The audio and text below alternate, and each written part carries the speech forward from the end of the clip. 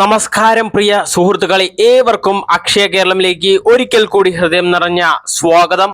കേരളത്തിലെ ക്ഷേമ പെൻഷൻ ഗുണഭോക്താക്കൾക്ക് വളരെ പ്രധാനപ്പെട്ട വിവരങ്ങളുമായാണ് ഇന്നത്തെ വീഡിയോയിൽ എത്തിയിരിക്കുന്നത്. പലർക്കും നിരവധി സംശയങ്ങളുണ്ട്. ബാങ്ക് അക്കൗണ്ടിലേക്ക് പെൻഷൻ വാങ്ങുന്നവർ എന്തൊക്കെ ശ്രദ്ധിക്കണം, പഴയ ബാങ്ക് അക്കൗണ്ട് മാറ്റി പുതിയ ബാങ്ക് അക്കൗണ്ട് നൽകാൻ എന്ത് ചെയ്യണം, വീട്ടിൽ എത്തിച്ച് പെൻഷൻ വാങ്ങുന്നവരുടെ നടപടിക്രമം എന്താണ്, ബാങ്ക് അക്കൗണ്ട് എങ്ങനെ ആഡ് ചെയ്യാം, അതുപോലെ ഓഗസ്റ്റ് മാസത്തെ ക്ഷേമ പെൻഷൻ സംബന്ധിച്ച കാര്യങ്ങൾ, പ്രത്യേക മസ്റ്ററിംഗ് സംബന്ധിച്ചുള്ള വിവരങ്ങൾ, സെപ്റ്റംബർ മാസത്തെ കാര്യങ്ങൾ എല്ലാം നമ്മൾ ഇന്ന് വിശദമായി ഈ വീഡിയോയിൽ നമ്മൾ നോക്കുന്നുണ്ട്. അതുകൊണ്ട് തന്നെ ചാനൽ ആദ്യമായി കാണുന്നവരാണെങ്കിൽ സബ്സ്ക്രൈബ് ചെയ്യാനും ബെല്ലൈക്കൻ എനേബിൾ ചെയ്യാനും ഹൈപ്പ് ചെയ്യാനും ലൈക്ക് ചെയ്യാനും ഷെയർ ചെയ്യാനും നിങ്ങളുടെ വിലയേറിയ കമന്റ് രേഖപ്പെടുത്താനും ഈ വീഡിയോ ഓരോ കാര്യങ്ങളും നമ്മൾ വളരെ ലളിതമായി നോക്കുന്നുണ്ട്. പ്രത്യേകിച്ച് നിലവിൽ പെൻഷൻ ലഭിച്ചുകൊണ്ടിരിക്കുന്നവർക്ക് ബാങ്ക് അക്കൗണ്ട് മാറ്റേണ്ട സാഹചര്യം വന്നാൽ എന്താണ് ചെയ്യേണ്ടത് എന്ന കാര്യം വിശദമായി പറയുന്നുണ്ട്. അതുകൊണ്ട് വീഡിയോ അവസാനം വരെ സ്കിപ്പ് ചെയ്യാതെ കാണുക.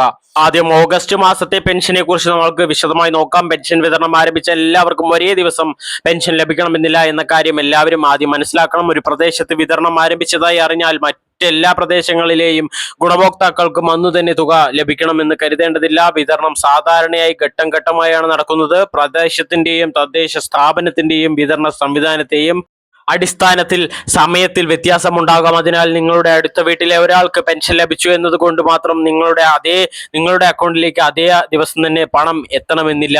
ചിലർക്ക് ബാങ്ക് അക്കൗണ്ടിലേക്കാണ് തുക എത്തുക, മറ്റു ചിലർക്ക് അംഗീകരിച്ച വിതരണ സംവിധാനത്തിലൂടെ വീട്ടിലെത്തും.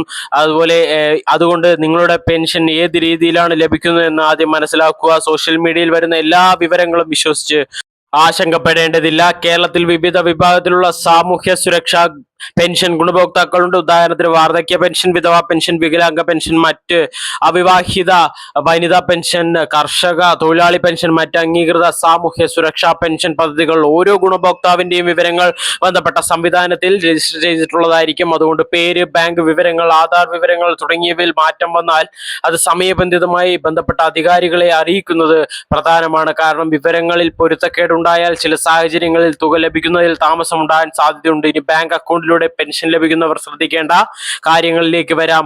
ആദ്യം പരിശോധിക്കേണ്ടത് നിങ്ങളുടെ ബാങ്ക് അക്കൗണ്ട് ഇപ്പോഴും ആക്റ്റീവ് ആണോ, സജീവമാണോ എന്നുള്ളതാണ്. വളരെ കാലമായി ഉപയോഗിക്കാത്ത അക്കൗണ്ടുകൾ ചിലപ്പോൾ പ്രവർത്തനരഹിതമാകാൻ സാധ്യതയുണ്ട്. അതുകൊണ്ട് ബാങ്കിൽ നേരിട്ടോ ബാങ്കിന്റെ ഔദ്യോഗിക സംവിധാനത്തിലൂടെയോ അക്കൗണ്ടിന്റെ നിലവിലെ സ്ഥിതി പരിശോധിക്കുക. രണ്ടാമത്തേതായി ശ്രദ്ധിക്കേണ്ടത് KYC വിവരങ്ങളാണ്.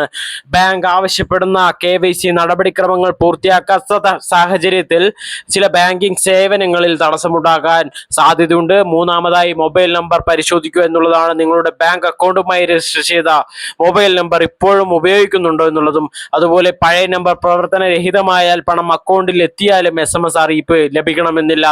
നാലാമതായി ആധാർ ഉൾപ്പെടെയുള്ള തിരിച്ചറിയൽ വിവരങ്ങൾ തെറ്റുകൾ ഉണ്ടായെന്ന് പരിശോധിക്കുക. എന്നാൽ ആധാർ ലിങ്കിങ് അല്ലെങ്കിൽ DBT സംബന്ധിച്ച കൃത്യമായ സാങ്കേതിക ആവശ്യങ്ങൾ ബാങ്കിന്റെയും പെൻഷൻ സംവിധാനത്തിന്റെയും നിലവിലെ ഔദ്യോഗിക നിർദ്ദേശങ്ങൾ അനുസരിച്ചായിരിക്കും. അതിനാൽ സംശയമുണ്ടെങ്കിൽ ബാങ്കിനെയോ ബന്ധപ്പെട്ട തദ്ദേശ സ്ഥാപനത്തെയും സമീപിച്ച് ഉറപ്പാക്കുക. ഇനി നിരവധി ഗുണഭോക്താക്കൾ ചോദിക്കുന്ന ഒരു പ്രധാന ചോദ്യത്തിലേക്ക് വരാം.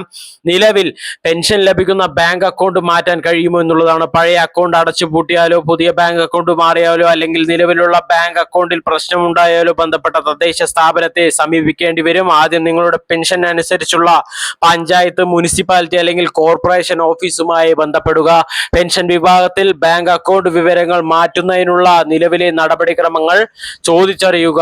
സാധാരണയായി ആവശ്യപ്പെടാൻ സാധ്യതയുള്ള രേഖകൾ പുതിയ ബാങ്ക് പാസ്ബുക്കിന്റെ പകർപ്പ്, ആധാർ കാർഡ്, പെൻഷൻ ID അല്ലെങ്കിൽ പെൻഷൻ നമ്പർ, ബന്ധപ്പെട്ട അപേക്ഷ അല്ലെങ്കിൽ നിർദ്ദിഷ്ട ഫോറം എന്നുള്ളതാണ്. എന്നാൽ ഓരോ സാഹചര്യത്തിലും ആവശ്യമായ രേഖകളിൽ വ്യത്യാസമുണ്ടാകാം. അതുകൊണ്ട് രേഖകൾ സമർപ്പിക്കുന്നതിന് മുൻപ് ബന്ധപ്പെട്ട ഓഫീസിൽ നിന്ന് സ്ഥിരീകരിക്കുക. ഓഫീസ് വഴി ആവശ്യമായ വിവരങ്ങൾ പെൻഷൻ സംവിധാനത്തിൽ പുതുക്കും. അപ്ഡേറ്റ് പൂർത്തിയായാൽ പുതിയ വിവരങ്ങൾ പ്രാബല്യത്തിൽ വന്നതിന് ശേഷമുള്ള വിതരണം പുതിയ അക്കൗണ്ടിലേക്ക് ലഭിക്കുന്നതാണ് സാധാരണ നടപടി. എന്നാൽ അടുത്ത ഗഡു മുതൽ ഉറപ്പായും മാറുമെന്ന് മുൻകൂട്ടി കരുതരുത്. കാരണം വിവരങ്ങൾ അപ്ഡേറ്റ് ചെയ്യുന്ന തീയതിയും പെൻഷൻ വിതരണത്തിലുള്ള ഡാറ്റ തയ്യാറാക്കുന്ന സമയവും അനുസരിച്ച് മാറ്റം പ്രാബല്യത്തിൽ വരുന്നതിൽ വ്യത്യാസമുണ്ടാകാം. അതിനാൽ അപേക്ഷ നൽകിയ ശേഷം ഓഫീസിൽ നിന്ന് വിവരങ്ങൾ വിജയകരമായി അപ്ഡേറ്റ് ചെയ്തിട്ടുണ്ടോ എന്ന് ഉറപ്പാക്കുക എന്നുള്ളതാണ്. ഇനി ആദ്യമായാണ് ക്ഷേമ പെൻഷൻ അപേക്ഷിക്കുന്നതെങ്കിൽ എന്ത് ചെയ്യണമെന്ന് നോക്കാം. അപേക്ഷ നൽകുന്ന സമയത്ത് ആവശ്യമായ ബാങ്ക് വിവരങ്ങൾ നൽകേണ്ടി വരും. സാധാരണയായി ബാങ്ക് അക്കൗണ്ട് വിവരങ്ങൾ വ്യക്തമായി നമ്മൾ രേഖപ്പെടുത്തണം. അക്കൗണ്ട് നമ്പർ തെറ്റാതെ നൽകണം. IFSC കോഡും ആവശ്യമായ സാഹചര്യത്തിൽ നൽകണം. ബാങ്ക് പാസ്ബുക്കിന്റെ ആദ്യ പേജിന്റെ വ്യക്തമായ പകർപ്പ് ആവശ്യപ്പെടും. അതോടൊപ്പം അപേക്ഷയുടെ വിഭാഗം അനുസരിച്ച് ആധാർ കാർഡ്, റേഷൻ കാർഡ്, പ്രായം തെളിയിക്കുന്ന രേഖ, മറ്റ് യോഗ്യതാ രേഖകൾ എന്നിവ ആവശ്യമായി വരുന്നതാണ്. അപേക്ഷ ഓൺലൈൻ സംവിധാനത്തിലൂടെയോ അക്ഷയ കേന്ദ്രത്തിന്റെ സഹായത്തോടെയോ ബന്ധപ്പെട്ട തദ്ദേശ സ്ഥാപനത്തിന്റെ നിർദ്ദേശപ്രകാരം നിങ്ങൾക്ക് സമർപ്പിക്കാവുന്നതാണ്. അപേക്ഷ നൽകുന്നതിന് മുൻപ് നിലവിലെ ഔദ്യോഗിക പോർട്ടലും ആവശ്യമായ രേഖകളും പരിശോധിക്കുന്നത് ഏറ്റവും സുരക്ഷിതമാണ്. ഇനിയൊരു പ്രധാന കാര്യം, മറ്റുള്ളവർക്ക് പെൻഷൻ ലഭിച്ചിട്ടും നിങ്ങൾക്ക് ലഭിച്ചിട്ടില്ലെങ്കിൽ ഉടൻ തന്നെ പരിഭ്രാന്തരാകേണ്ടതില്ല.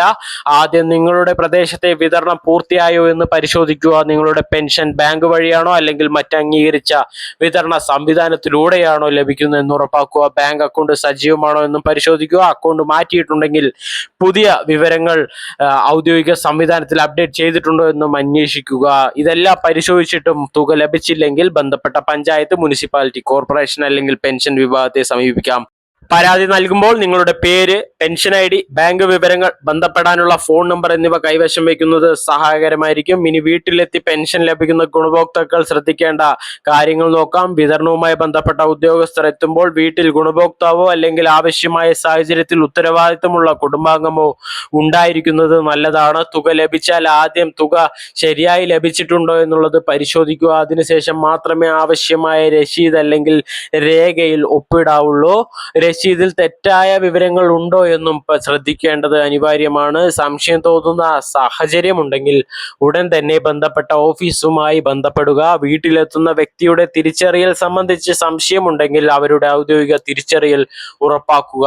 ഇനി ഏറ്റവും കൂടുതൽ ആളുകൾ ചോദിക്കുന്ന മറ്റൊരു പ്രധാന വിഷയമായ മസ്റ്ററിംഗ് ആണ്.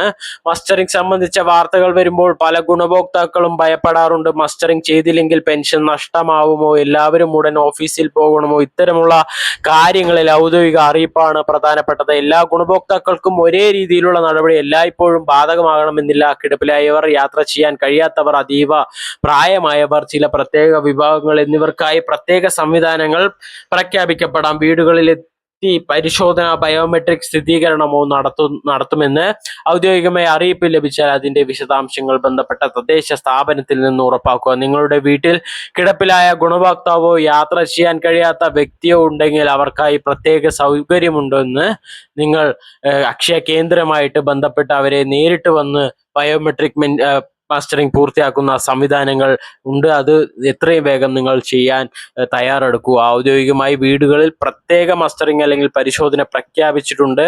സാധാരണയായി തിരിച്ചറിയലും വിവര പരിശോധനയ്ക്കുമുള്ള ചില രേഖകൾ ആവശ്യമായി വരുന്നുണ്ട്. ആധാർ കാർഡ് എന്നുള്ള കാര്യങ്ങളാണ്.